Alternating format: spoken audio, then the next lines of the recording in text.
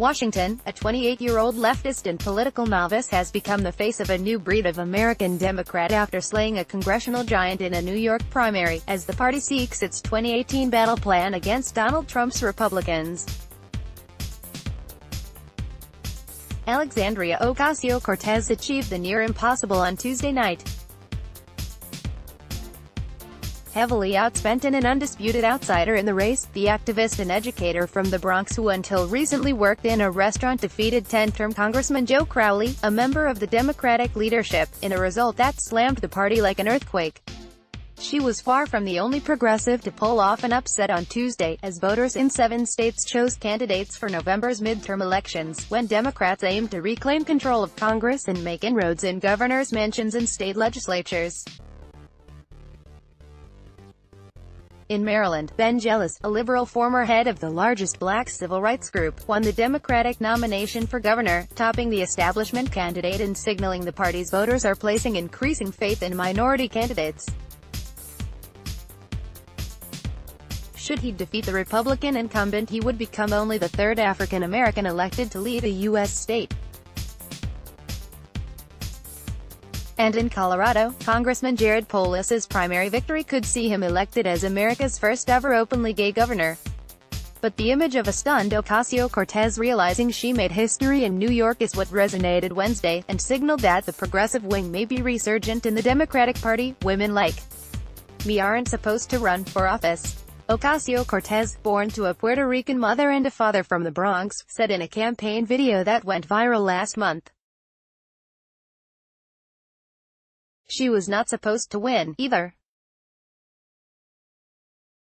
But Ocasio-Cortez pulled off the political upset of the year by delivering a laser-focused message of economic, social and racial dignity for working-class Americans. She told MSNBC, "I felt like our party could be better, our message could be better, and that we could be better as a country," she said. A member of the Democratic Socialists of America who aligns with far-left independent Sen. Bernie Sanders, Ocasio-Cortez would also, should she win in November in her increasingly diverse district, become the youngest woman ever to serve in Congress. Democrats are riding a wave of voter enthusiasm and grassroots energy in 2018, but they have struggled to define their political plan of attack against President Trump and congressional Republicans. Sanders, whose 2016 presidential run highlighted the divide between the Democratic establishment moderates and progressives, wants to steer the party leftward, with policies including expanded Medicaid for all, tuition-free college, and a $15 minimum wage, all policies backed by Ocasio-Cortez. The 76-year-old senator said victories by Ocasio-Cortez and Jealous signal that we can most effectively oppose Donald Trump's extremism with strong progressive leadership at the state and local level. Democratic high priests are not sure that a more progressive platform is the answer. Top House Democrat Nancy Pelosi waved off suggestions that Tuesday's far-left grassroots victories could be extrapolated to a national scale. "Nobody's district is representative of somebody else's district," Pelosi told reporters.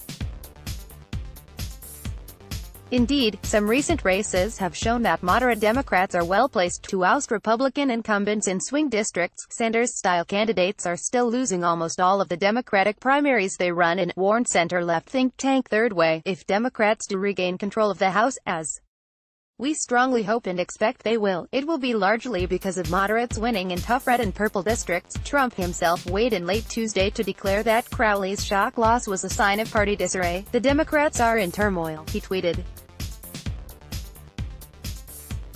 As the party continues to search for its identity in the Trump era, no clear standard-bearer has emerged.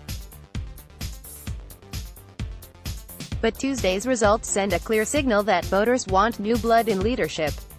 The latest Democratic upheaval carried echoes of a political shocker 4 years ago, when the number 2 House Republican Eric Cantor was ousted by a little-known Tea Party-backed conservative named Dave Bratt.